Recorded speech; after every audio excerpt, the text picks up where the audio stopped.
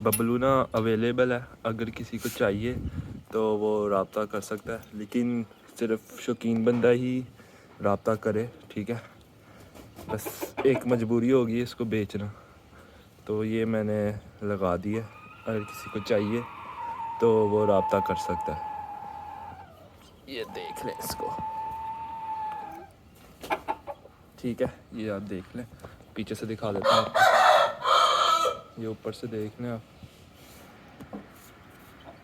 ये देख लें। अगर किसी को चाहिए तो वो रब्ता कर सकता है।